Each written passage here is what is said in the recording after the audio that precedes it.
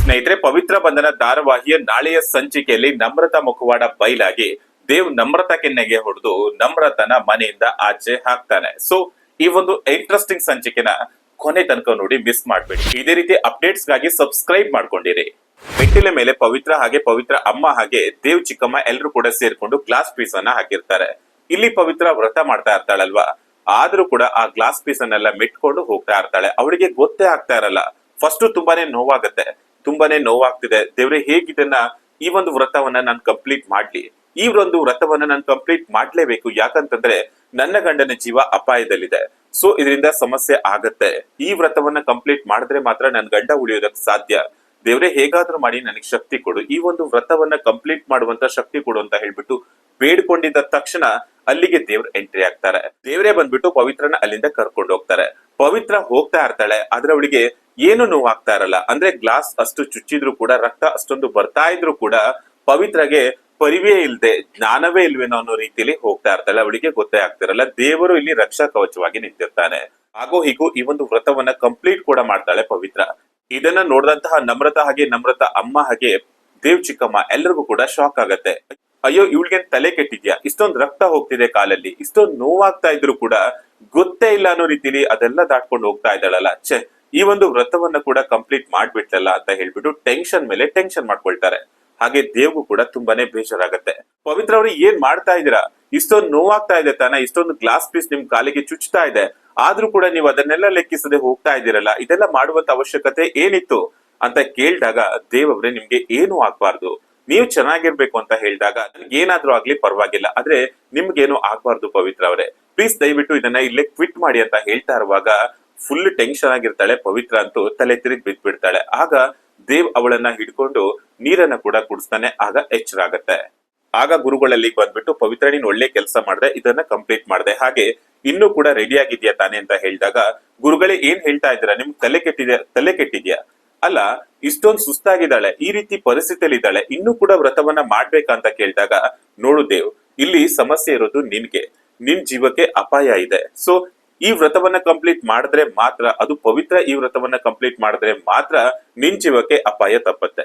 So ಮಾಡ್ಲೇಬೇಕಾಗತ್ತೆ ಅಂತ ಹೇಳಿದಾಗ, ಇದ್ರ ಮೇಲೆ ನಿಮ್ಮಿಷ್ಟ ಅಂತ ಹೇಳಿದಾಗ, ಇಲ್ಲ ಗುರುಗಳೇ, ನಾನ್ ಮಾಡ್ತೀನಿ, ನಾನು ಈ ಒಂದು ವ್ರತವನ್ನ ಕಂಪ್ಲೀಟ್ ಮಾಡೇ ಮಾಡ್ತೀನಿ ಅಂತ ಹೇಳ್ಬಿಟ್ಟು ಇಲ್ಲಿ ಪವಿತ್ರ ಹೇಳಿದಾಗ ಎಲ್ಲರಿಗೂ ಖುಷಿ ಆಗತ್ತೆ. ಅಂದ್ರೆ ರಾಧಿಕಾಗೂ ಕೂಡ ತುಂಬಾನೇ ಖುಷಿ ಆಗತ್ತೆ, ಹಾಗೆ ದೇವ್ಗೂ ಕೂಡ ತುಂಬಾನೇ ಖುಷಿ ಆಗತ್ತೆ. ಸರಿ ಆಯ್ತು ಅಂತ ಹೇಳ್ಬಿಟ್ಟು ಏನ್ ಮಾಡ್ಬೇಕು ಗುರುಗಳೇ ಅಂತ ಕೇಳ್ತಾಳೆ. ಆಗ ಗುರುಗಳು ಹೇಳ್ತಾರೆ, ಕೈಯಲ್ಲಿ ಕರ್ಪೂರವನ್ನ ಹಚ್ಚಿ ಅದರಲ್ಲೇ ಆರತಿ ಮಾಡ್ಬೇಕು ಅಂತ ಹೇಳಿದಾಗ, ಗುರುಗಳೇ ಏನ್ ಹೇಳ್ತಾ ಇದ್ದೀರಾ, ಕೈಯಲ್ಲೇ ಕರ್ಪೂರ ಹಚ್ಕೊಂಡು ಆರತಿ ಮಾಡೋದಾ, ಇದೆಲ್ಲ ಸಾಧ್ಯನಾ ಅಂತ ಹೇಳ್ಬಿಟ್ಟು ಕೇಳಿದಾಗ, ಗುರುಗಳೇ ನಾನ್ ಮಾಡ್ತೀನಿ ಅಂತ ಹೇಳ್ಬಿಟ್ಟು ಕರ್ಪೂರವನ್ನ ತಗೊಂಡು ಕೈಯಲ್ಲಿ ಹಚ್ಬಿಟ್ಟು ಆರತಿಯನ್ನು ಕೂಡ ಮಾಡ್ತಾಳೆ ದೇವರಿಗೆ. ದೇವ್ರು ಕೂಡ ನೋಡ್ತಾ ಇರ್ತಾನಲ್ವಾ. ಸೊ ಪವಿತ್ರಗೆ ನೋವೇ ಆಗ್ತಿರಲ್ಲ, ಏನೂ ಆಗಿಲ್ಲ ಅನ್ನೋ ರೀತಿಲಿ ಪವಿತ್ರ ಆರತಿಯನ್ನ ಮಾಡ್ತಾ ಇರ್ತಾಳೆ. ಇದನ್ನ ನೋಡಿದಂತಹ ನಮ್ರತಾ ಅಮ್ಮ ಹಾಗೆ ದೇವ್ ಚಿಕ್ಕಮ್ಮ ಎಲ್ಲರಿಗೂ ಕೂಡ ಒಂದು ಕ್ಷಣ ಶಾಕ್ ಆಗತ್ತೆ. ಸೊ ಪವಿತ್ರ ಇದೇನಿದು, ಇಷ್ಟೆಲ್ಲ ನೋವಾಗ್ತಾ ಇದ್ರು ಕೂಡ ಅದನ್ನೆಲ್ಲ ತಡ್ಕೊಂಡು ಈ ರೀತಿ ಮಾಡೋದಕ್ಕೆ ಹೇಗ್ ಸಾಧ್ಯ, ಇದೆಲ್ಲ ದೈವ ಶಕ್ತಿನೇ ಅಂತ ಹೇಳ್ಬಿಟ್ಟು ಇಲ್ಲಿ ತಾತ ಹಾಗೆ ಮನೆಯವರೆಲ್ಲರೂ ಕೂಡ ಮಾತಾಡ್ಕೊಳ್ತಾ ಇರ್ತಾರೆ. ಆಗ ಅದು ಕೂಡ ಕಂಪ್ಲೀಟ್ ಆಗತ್ತೆ. ಹಾಗೆ ಉರುಳು ಸೇವೆಯನ್ನ ಮಾಡ್ಬೇಕು ಅಂತ ಹೇಳ್ಬಿಟ್ಟು ಗುರುಗಳು ಹೇಳಿದಾಗ, ಇಲ್ಲ ಗುರುಗಳೇ, ಸಾಧ್ಯನೇ ಇಲ್ಲ, ಅದನ್ನ ಮಾಡೋದಕ್ಕಾಗಲ್ಲ, ಯಾಕಂತಂದ್ರೆ ಇವಾಗ್ಲೇ ತುಂಬಾನೇ ಟೈರ್ಡ್ ಆಗ್ಬಿಟ್ಟಿದ್ದಾಳೆ.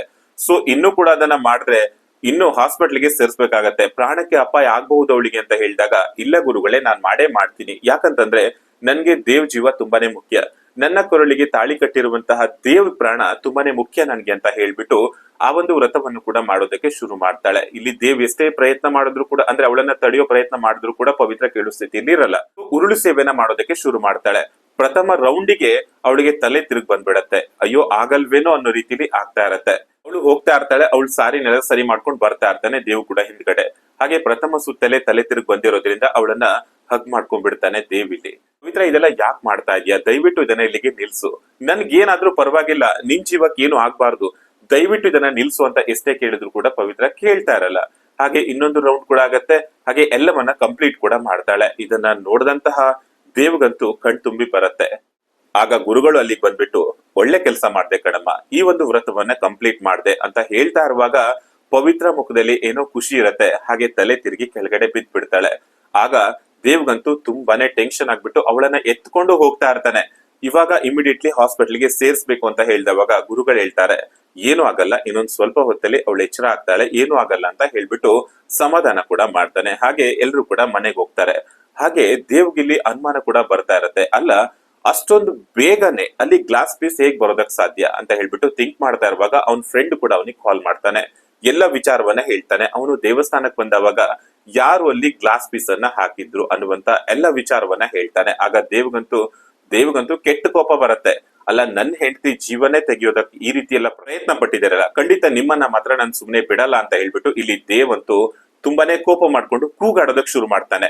ನಮ್ರತಾ ನಮ್ರತಾ ಅಂತ ಹೇಳ್ಬಿಟ್ಟು ಜೋರಾಗಿ ಕೂಗ್ತಾನೆ. ಅದನ್ನ ಕೇಳ್ದಂತ ನಮ್ರತಾಗೆ ಅಯ್ಯೋ ಇದೇನಿದು, ದೇವ್ ತುಂಬಾನೇ ಅಪರೂಪವಾಗಿ ನನ್ನನ್ನ ಕರೀತಾ ಇದ್ದಾನಲ್ಲ, ಅಲ್ಲ ಅವಳ ವ್ರತ ಏನಾದ್ರೂ ಭಂಗ ಆಯ್ತಾ? ಅವಳು ವ್ರತ ಭಂಗ ಆಗಿ ದೇವ್ ನನ್ ಜೊತೆ ಮದ್ವೆ ಆಗೋದಕ್ಕೆ ನನ್ನನ್ನೇನಾದ್ರೂ ಕರೀತಾ ಇದ್ದಾನ, ಅಥವಾ ನನ್ಗೇನಾದ್ರೂ ಗಿಫ್ಟ್ ಏನಾದ್ರೂ ಕೊಡ್ಬಹುದಾ ಅಂತ ಹೇಳ್ಬಿಟ್ಟು ನಮ್ರತಾ ಅದೇ ಗುಂಗಲ್ಲಿ ಶಾಕ್ ಅಲ್ಲಿ ಸೀದಾ ಹೊರಗಡೆ ಬರ್ತಾಳೆ. ಏನ್ ದೇವ್ ನನ್ನನ್ನ ಕರೀತಾ ಇದ್ಯಾ, ನನ್ಗೇನಾದ್ರೂ ಗಿಫ್ಟ್ ಕೊಡ್ತೀಯ ಅಂತ ಕೇಳಿದಾಗ, ಏನೋ ನಿನಗ್ ಗಿಫ್ಟ್ ಕೊಡ್ಬೇಕಾ, ನೀನ್ ಮಾಡಿರುವಂತ ಕೆಲ್ಸಕ್ಕೆ ನಿನ್ನನ್ನ ಒದ್ದು ಈ ಮನೆಯಿಂದ ಆಚೆ ಹಾಕ್ಬೇಕು ಅಂತ ಹೇಳಿದಾಗ, ನಾನೇನ್ ಮಾಡ್ದೆ ದೇವ್, ನಾನಂತದ್ದೇನ್ ತಪ್ಪು ಮಾಡ್ದೆ ಅಂತ ಹೇಳ್ಬಿಟ್ಟು ಇಲ್ಲಿ ನಮ್ರತಾ ಕೇಳಿದಾಗ, ನಿಮ್ಮ ಅಮ್ಮನ್ನ ಕೂಡ ಕರಿ ಅಂತ ಹೇಳ್ಬಿಟ್ಟು ಹೇಳ್ತಾನೆ. ಆಗ ಅವ್ರಮ್ಮ ಕೂಡ ಬರ್ತಾಳೆ. ಅಲ್ಲ, ನೀವ್ ಮಾಡಿರುವಂತ ಎಲ್ಲಾ ಕೆಲ್ಸಕ್ಕೆ ನಿಮ್ಮನ್ನ ಈ ಮನೆಯಿಂದ ಆಚೆ ಹಾಕ್ತಿದ್ದೀನಿ ಅಂತ ಹೇಳಿದಾಗ ಅಲ್ಲಿಗೆ ತಾತ ಕೂಡ ಬರ್ತಾನೆ. ದೇವ್ ಏನಾಯ್ತು, ಯಾಕೆ ಈ ರೀತಿ ಎಲ್ಲ ಮಾಡ್ತಾ ಇದೀಯ ಅಂತ ಹೇಳಿದಾಗ, ತಾತ ಇವ್ರು ಏನ್ ಮಾಡಿದ್ದಾರೆ ಗೊತ್ತಾ, ನನ್ ಹೆಂಡತಿ ಜೀವನ ತೆಗೆಯುವಂತ ಪ್ರಯತ್ನ ಮಾಡಿದ್ದಾರೆ. ಗ್ಲಾಸ್ ಪೀಸ್ ಅನ್ನ ಹಾಕ್ಬಿಟ್ಟು ಅವಳನ್ನ ಸಾಯಿಸೋ ಪ್ರಯತ್ನವನ್ನೆಲ್ಲ ಮಾಡಿದ್ದಾರೆ. ನನ್ಗೆ ನನ್ ಫ್ರೆಂಡ್ ದೇವಸ್ಥಾನಕ್ ಬಂದಿದ್ದ, ಸೊ ಅವನು ನೋಡಿದ್ನಂತೆ ಇವ್ರು ಗ್ಲಾಸ್ ಪೀಸ್ ಹಾಕ್ತಾ ಇರೋದು, ಹಾಗಾಗಿ ನನ್ಗೆ ಎಲ್ಲ ವಿಚಾರ ಗೊತ್ತಾಯ್ತು ಅಂತ ಹೇಳಿದಾಗ ಮನೆಯವರೆಲ್ಲರಿಗೂ ಕೂಡ ತುಂಬಾನೇ ಕೋಪ ಬರುತ್ತೆ. ಅಯ್ಯೋ ದೇವ್, ನಾನ್ ಆ ರೀತಿ ಮಾಡಿಲ್ಲ ಅಂತ ಹೇಳ್ಬಿಟ್ಟು ನಮ್ರತಾ ಮಾತಾಡೋದಕ್ಕೆ ಬರ್ತಾಳೆ, ತೆಗ್ದು ಒಂದ್ ಕೆನ್ನೆ ಮೇಲೆ ಹೊಡಿತಾನೆ. ಆಗ ನಮ್ರತಾ ಅಮ್ಮ ಕೂಡ ಮಾತಾಡ್ತಾಳೆ, ಅವಳಿಗೂ ಕೂಡ ಹೊಡೆಯೋದಕ್ಕೂ ಹೋಗ್ತಾನೆ. ನೀವು ಮಾಡಿರುವಂತ ಕೆಲ್ಸಕ್ಕೆ ನೀವು ಈ ಮನೇಲಿ ಇರುವಂತ ಯೋಗ್ಯತೆ ನಿಮ್ಗೆ ಇಲ್ವೇ ಇಲ್ಲ, ದಯವಿಟ್ಟು ಇಲ್ಲಿಂದ ಹೋಗ್ತಾ ಇರಿ ಅಂತ ಹೇಳಿದ್ರು ಕೂಡ ನಮ್ರತಾ ರಿಕ್ವೆಸ್ಟ್ ಮಾಡ್ಕೊಳ್ತಾಳೆ, ನಾನು ಈ ರೀತಿ ಮಾಡಿಲ್ಲ ಅಂತ ತುಂಬಾನೇ ರಿಕ್ವೆಸ್ಟ್ ಮಾಡ್ಕೊಳ್ತಾಳೆ. ಆದ್ರೂ ಕೂಡ ಯಾರ ಮತನ್ನ ಕೇಳೋ ಸ್ಥಿತಿಲಿ ಇಲ್ಲಿ ದೇವ್ ಇರಲ್ಲ. ಯಾಕಂತಂದ್ರೆ ಅವನಿಗೆ ಪವಿತ್ರ ಅಂದ್ರೆ ಅಷ್ಟೊಂದು ಇಷ್ಟ ಆಗಿರತ್ತೆ. ಅವಳ ಜೀವಕ್ಕೆ ಅಪಾಯ ಮಾಡಿರುವಂತ ಇವರನ್ನ ಇಲ್ಲಿಂದ ಆಚೆ ಹಾಕ್ಬೇಕು ಅನ್ನೋದು ಅವನ ಉದ್ದೇಶವಾಗಿರುತ್ತೆ. ಸೊ ಹೊಡೆದು ಆಚೆ ಕೂಡ ಹಾಕ್ತಾನೆ.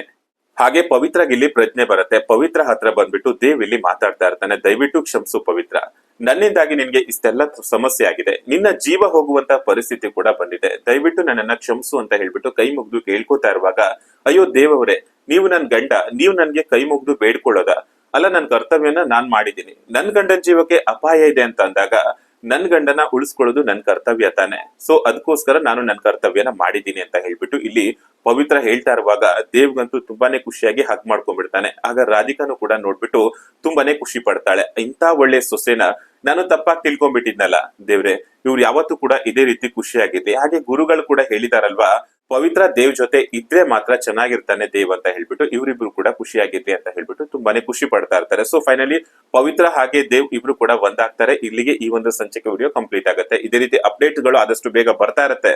ಸಬ್ಸ್ಕ್ರೈಬ್ ಆಗಿರಿ. ಸಿಗೋಣ ನೆಕ್ಸ್ಟ್ ಅಪ್ಡೇಟ್ ಅಲ್ಲಿ. Thank you for watching.